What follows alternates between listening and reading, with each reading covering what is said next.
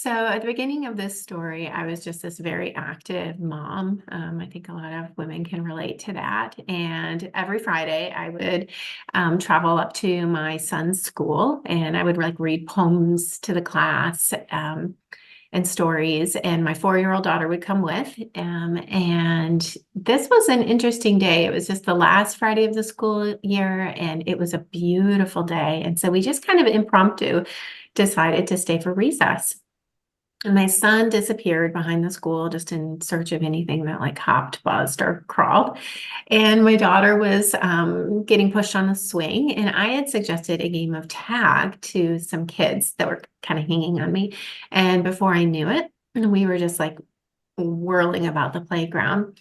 Now, unbeknownst to me, at the same time, we were engaged in this game of tag. There was a boy who was climbing a very large play structure full of tubes and slides, and he makes his way through the tubes, and he makes his way all the way up to the top of the play structure. And instead of going down one of the slide options, he had another idea. He decided to climb over the protective barrier while I was running right by. He jumped and landed on my head.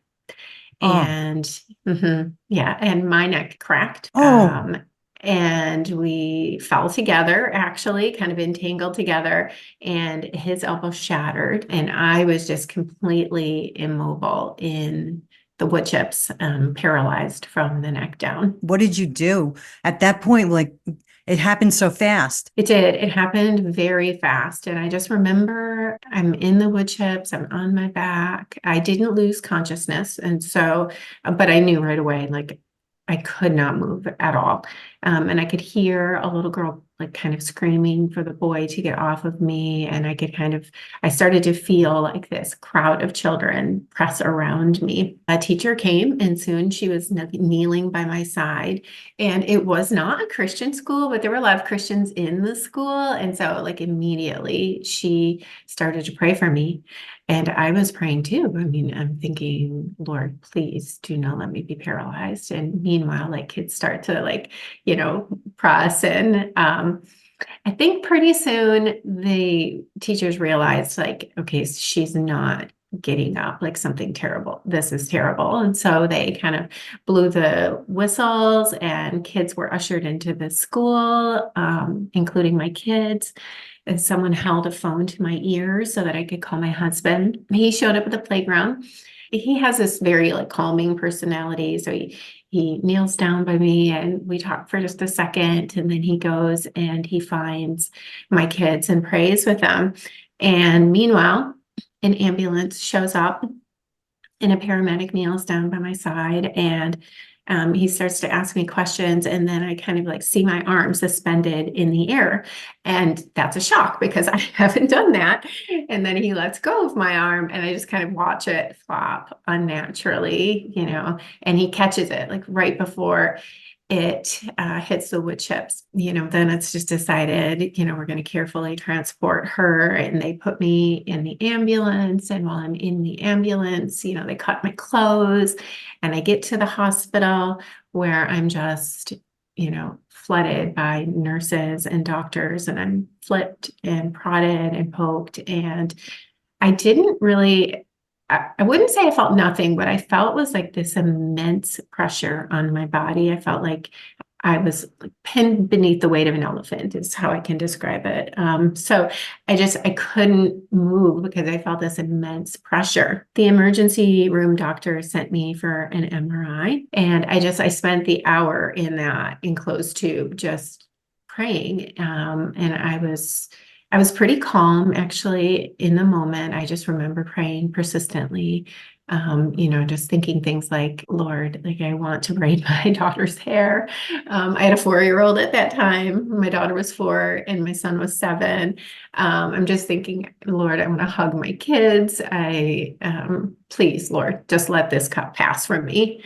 And so I come out of the MRI. My husband and I were football fans, and so he's in his mind thinking this is kind of like a stinger. If you've ever watched a football game, you'll see sometimes like a football player take a hit, and if they get hit in such a way, similarly where their cord gets pressed a little bit. And then after a little bit, usually, it just kind of subsides and, everyone applauds. And it's a great moment when that happens. But when the ER doctor came back into the room, we just immediately perceived from his expression, this is not a stinger.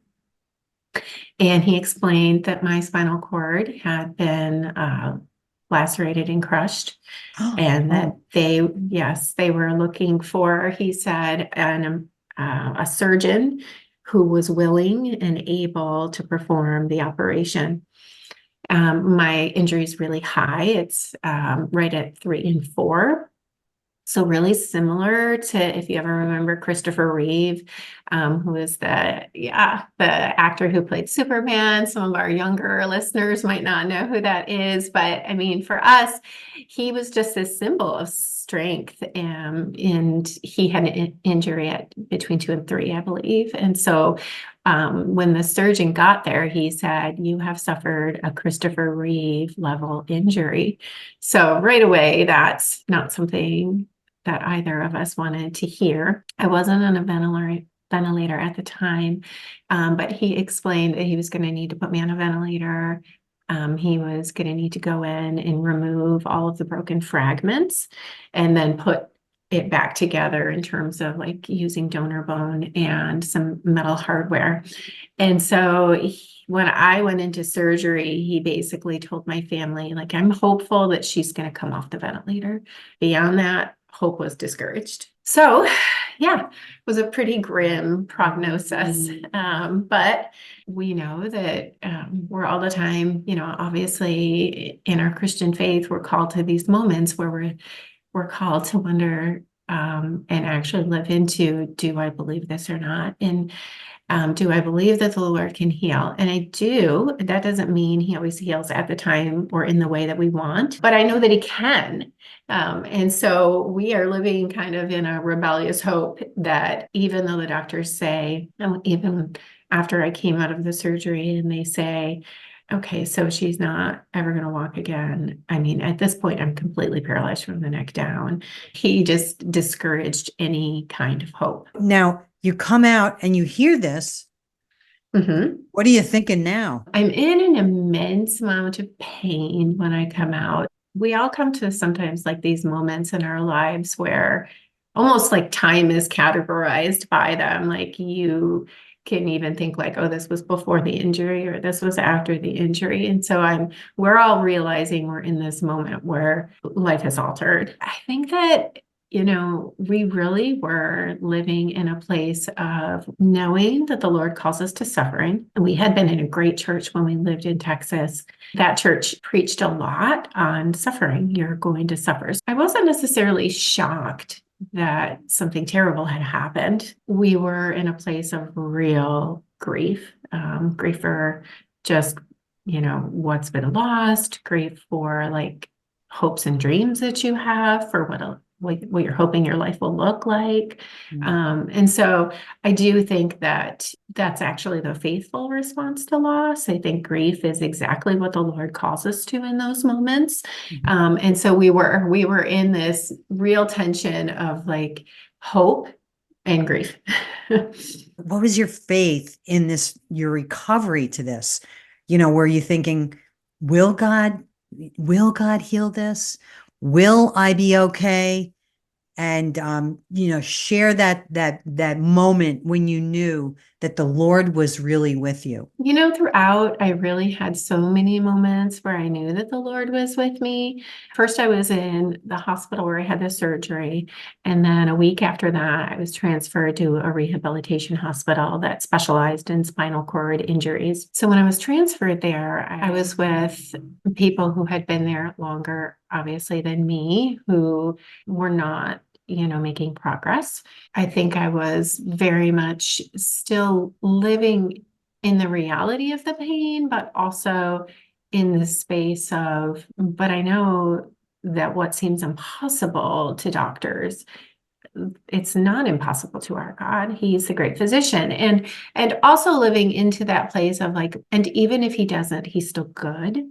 Like trying to say true things and make true confessions, even when you're in that, I believe, Lord, help my unbelief. I think that Mhm. was, Mhm. I think that probably best describes where I was. Lord, I believe, help my unbelief. Started therapy there. The Lord was kind. I had this one overnight nurse. She would come in because I had to be turned every 3 hours to prevent, blood clots and bed sores. And so she would pray with me, and I had other nurses, and I learned stories. And so you're in a vulnerable place, and when you're vulnerable, I think they tend to be more vulnerable as well. And so I Mhm. learned lots of stories and felt like I had God moments, even with like nurses and doctors and other patients, with therapists. It's so many therapists. I didn't have a pick up your mat and walk moment. It wasn't like one day I came in and I was able to hop out of bed. What instead God did for me is that I got little pieces back at a time. Mhm. So like at first, I was able to move my left foot, and I just remember moving it constantly. It was just this like little piece of normal that I was clinging to. And then slowly we would just see teeny improvements. It was sweet. I remember my husband would come at the end of the day after he kind of put our kids to bed. He'd come back and he would read like our care pages, things that people had posted, and then he'd Oh. brush my teeth. He'd brush my teeth for me, and he'd kiss me, and he'd say, like, tomorrow I want you to get a little bit better. Mhm. And the Lord was kind in that I got a little bit better each day, it felt like. And, it was an incredible thing to experience, because even though I'm starting over completely, I mean, completely, I'm learning how to crawl and hold like a spoon and things like that. I was diagnosed, I don't think I said this, I was diagnosed a quadriplegic. So it was a serious diagnosis. I was with therapists, and at first I remember my therapist being like, okay, like try to squeeze this, and nothing, like I can't move anything. And then Mhm. fast forward a few weeks, and she would say, try to squeeze this. And there was like something. And she at the end said, I wish that I would have recorded this, because it truly was like we were just experiencing a miracle. It was something to behold. At what point did you go home? And so interestingly, my insurance would only let me stay for 30 days in patient. And then because I had started to make progress, the doctors actually scholarshiped me 10 additional days just so I could get additional therapy. And so I went home after the rehab hospital 40 days after I had been there. But I had to come back 5 days a week. So I was, someone drove me, and I continued to do therapy for hours, and still continued to do that for another year. And even now, I do physical therapy. I try and do at least a round of it every year so that I don't kind of go backwards. God gave me back so much, but I was raised wounded, and I think a lot of people can relate to that in the sense that I can walk. I can do most things, but I do I have a lot of limitations in the sense of everything technically from the neck down is still broken. So I have kind of a long laundry list of things in terms of, chronic nerve pain and muscle issues. My hands kind of feel like they're dead. And so I don't have a lot of feedback, so I'll like drop and spill. When I've looked to Jesus, I find a lot of comfort in the sense that his wounds that he was raised with speak to, I think, the wounds that we are also sometimes raised with. His healing, comes in certain ways that, in the similar way to when I was saying I lived with that grief, I think now I'm at this point where I live with a tremendous heart of gratitude. And also you kind of hold the grief for things like that you can't do, run or just like the life that once had. But again, make no mistake, I'm very thankful. If the doctors were right, I wouldn't have been able to do anything. What a great story. I mean, not a good story in the fact that you are in the position you are, but I think your Yeah. heart for the Lord is just so commendable. Thank you for Mhm. sharing all of that. That is great. And so I'm sure your family is helping you now as you begin your progress forward.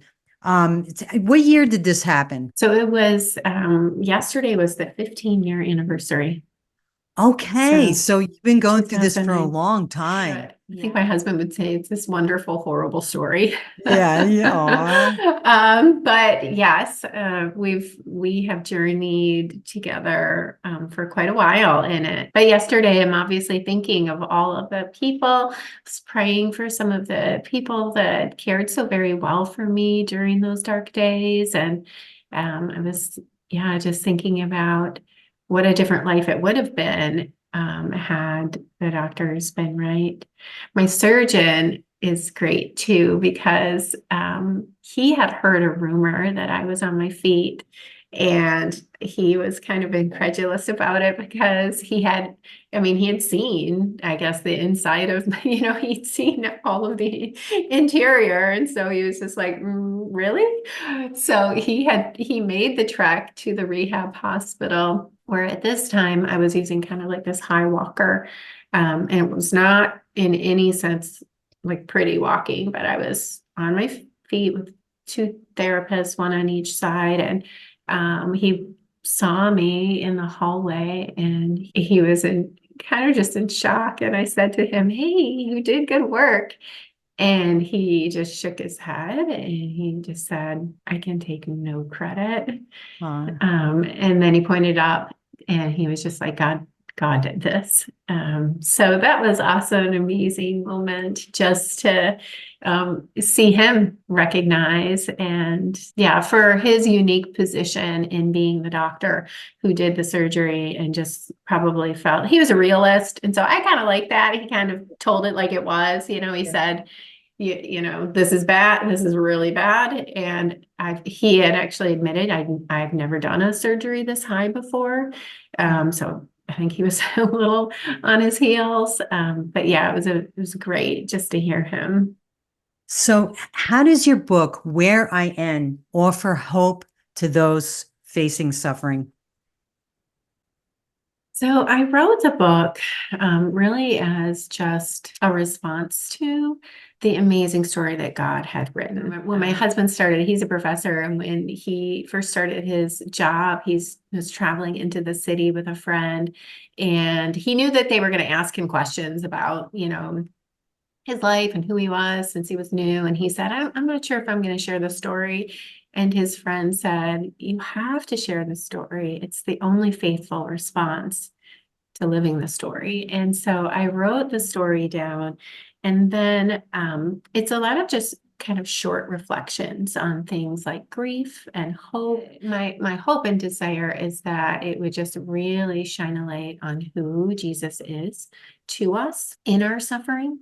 Not only, which is just an amazing thing, that he suffers with us and that he understands to the depths of our being what we're carrying and what we're going through, but also that he has the power to overcome. It is a story of God's just light in the darkness. And I think that it can really resonate with people in all different places of grief. I had someone post something for me once where she said she had lost her son, and just how the book had been just a lifeline of just true things said to her. That was so very humbling and encouraging to me. But that's my desire, to know Jesus, to know him intimately in those places of life when, the bottom has really fallen out. Thanks for watching.